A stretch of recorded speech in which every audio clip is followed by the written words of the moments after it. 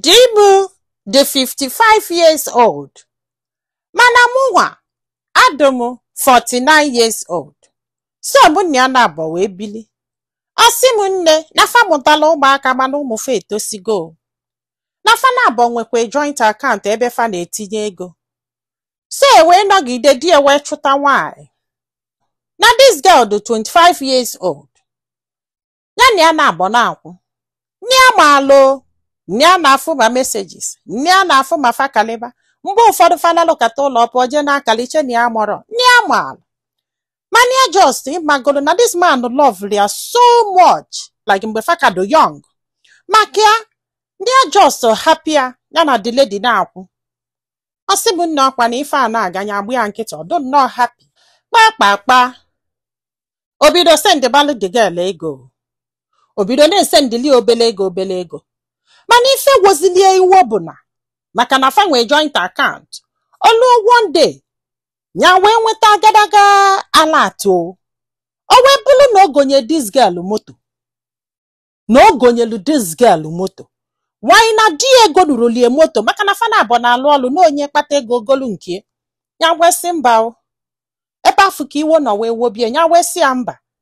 Nya je le di moto ko return all the money. No na joint account fa ka o si we golu di moto. Ni ama na ọ na-akwụgali ni ama ma mgbe ya nkịtị. O si ani ama mi onya nye mmadụ gift nye chigebekwe jesikwe anya wete the gift no nwe no kodu. Nya we si na ọ bụ na ị chọrọ ile di moto. Na kita na anyị na-abọ ga-eje na bank. Ka ego dị na account afọ ụzọ na abọ. Then iwekwele ego moto afọ nyekwe m. Esi amba o. Nya we je bank, we si ndị bank fa biko. Na fe kwesine ka di ewele ego na bank a. Maka na gini mere? Maka na ọ na-eli ego fa na abodobe. So ndị bank we kpọ di we si ya na nnekwu ihe nwunye gị kwulo. Ebe afọ ka di no we si okay, fa bịa ka fa je ke the money. Ha we luo ewe kele ha the money ụzọ na abụ. Kesia nya welu nke, di ewelu nke. Nya we na patinye divorce paper aka na obi adrozi amma na anya na aba ama mbili n'ụlọ na akwụghalị ụdị nkwụghalị because mgbe ụfọdụ ọ pụọ 3 days mgbe ụfọdụ ọ pụọ 4 days before bata the girl na drop ya na epike n'iru bie nya find anya so disrespectful yota na ụfọdụ nyanwa ebulu the girl bịa kwụsị si na ya lofulu ife ịmagolu all these things nya si mba nya wee tinye akwụkwọ si anyị achọrọzi ka fa gbasa.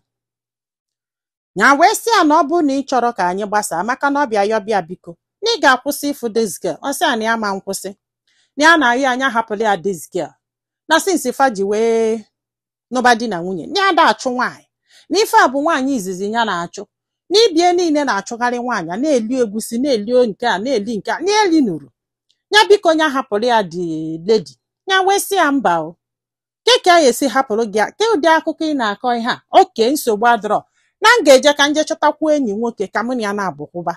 I hope you be comfortable. Asị mba o. Kezi femini. Hey, kezi femini by the bad comfortable. Osi no nwoke ka abụ nya nwa nwaanyị.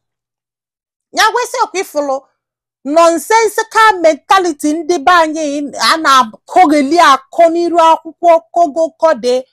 Na mmadụ akọgheriri kwene dati ni bịa ebe ya nọ. And besides na amụma tụnyelu gị destiny ka amalụ ma ị ga-ekwe iweju which means need to selfish for that gị sign ali akwụkwọ nya chọrọ maka na sign ya kịta anya pụọ court kpebi ekpebe.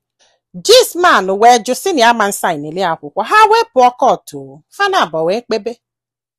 Ọ magulo na court na-akọgheli ni achụnụrụ nwaanyị nkewa si jụọ ọnya na adụlo ya na-akọgheli nnọọ. Judge wee sị ya ị na-egekwa onwe gị ntị ị ga-ekwe kịta ahapụrụ nwaanyị a ka o je enjoy ya ka ọ na enjoyment ada adị ya mma. Ọ sị nọọ nwaanyị ka ọ bụ nkewa ife a bụ nnọọ ajọ nkwụkwụ bụ ife tinyelie n'ihe a because na-enye nwoke sagidere isi akọwali etu ụmụ nwoke si epiogeri asị ya na ụmụ nwaanyị ga-edi eme nke nna owesotu wedo. Ọ sị m nne kafa na-abatu na the court o. So this lady wenu na fa gbasala ife doka tata after 2 weeks the girl dump audio sị na ya chọrọzi. Ọ sị m nne di enwe heart attack. Arọshi anya ụlọ ọgwụ. Ha wee kpọọ nya o. Wee sị na di nọ n'ụlọ ọgwụ. Ya bịa. Ya sị ha na ya da eje. Ụmụnne ya wee na-akpị ya nya sị na ya da eje.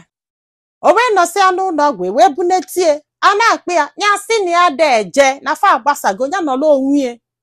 Ni a chọrọzi maka na datin bịa tụọrọ ya ịmagolu mezie enyi ọ dụka ọma stroke osokwu ni ha o ni ha mọrọ. Ọ na-anọzi na wheelchair. Ọ sị m na di ya nọzuru 1 year wee nwụrụ. Ni a mụrụkwa na ọ ga-anwụ o. No love this lady so much. Na-ekwu ya nkwa na ya ga-anụ ya. Diga na-asị ya anụ m akwa ị na-anụ nwaanyị ka ị esi wee nụ m. Ọ na-asị diga na ya ga-ahapụ nwunye ka anụ bịa. Ọ bụrụ na the girl after whatever ọ na-enye no do after God ike gwụrụ. Ọ sị bụ nne mana ife ji wee wetala anyị akụkọ ọbụla ka di ya nwụrụ nya wee bidozie wee nụba rumo. A wee na-asị abọsị datin tụọlịa na sọsọ ihe ọ na-akpọba afịa na-asị na ya dụsọrị na ya dụsọrị. Ọnya ka eji akpọlị ya chee dat na ọ bụrụ na ya chighete na ọ ga-enwetetu onwe ya. Ọ sị m nne ka jezere mgbalụ because mgbago na onye nwụrụ anwụ anwụgo. Nya wee sị ka aje di ya mgbalụ after all na fabile ọfụma before wee zuzube o.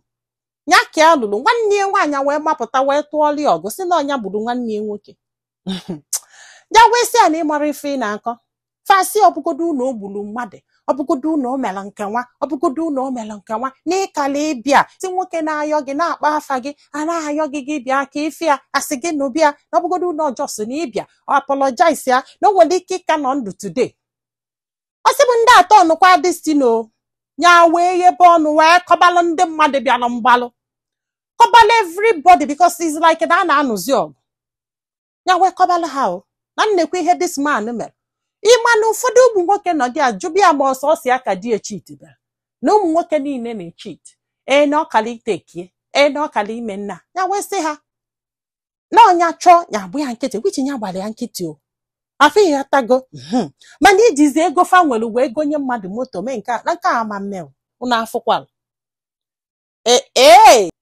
O nwere ife ụmụ nwoke ụfọdụ fail to understand. Ịma ife bụ ife anwa ọ bụrụ na ị na-echiti on your wife ọ gbaghị nkịtị iche na ọ dị oke ọ dịrị oke maka na cheating afọ ị na-eme abụrụ sọ your wife ka ị na-emegide. Ị na-emegide onwe gị na-emegide mmụọ gị na-emegide ife ọbụla ị na-efe ị na-emegide ịgbazi nke bụ the highest. Nwaanyị ọbụla ị na-etinye mgbedike gị na-arụ ya ịmara ife ọ bụ. Ụfọdụ bụ mmụọ mmiri ụfọdụ bụ amoosu ụfọdụ ịmara ife ha sukolu tinye na ngadafa kafa wee nata gị ego. Ụfọdụ bụ ụchụ. Ụfọdụ ụmụ nwoke mepe ọnụ kọlụ gị ife chitin mefa iwelu mgbedike gị tinye ya n'ọbọ. O nwere ndị bụ nkwugharị kafa ji gbuo akara akafa. O nwere ndị bụ nkwugharị kafa ji bụrụ ogbenye taa. O nwere ndị bụ nkwugharị kafa ji bụrụ ụchụ. O nwere ndị bụ nkwugharị kafa ji lose their marriage lose their children. A lot of things can happen that doesn't even have anything to do with your wife. The same thing goes to ụmụ nwanyị. Nke ụmụ nwanyị aka dị njọ sef. Oh yes. Ihe this girl chọrọ ịma bụ ọ dị unu ka fault ya na di ya nwụrụ ka ọ na-abụrụ fault ya. Ya kwesị na-efili guilty. O nwere ajọ ife ya mere this man. Nne onye si na ọgba nnọzi ọ gabala onwe ya. Oh yes, tụma ọ ga-eli isi gị vumka makalia statement a na-akọ eli. Ndị be anyị daalụnụ ka ọ dị n'ụbọchị ọzọ.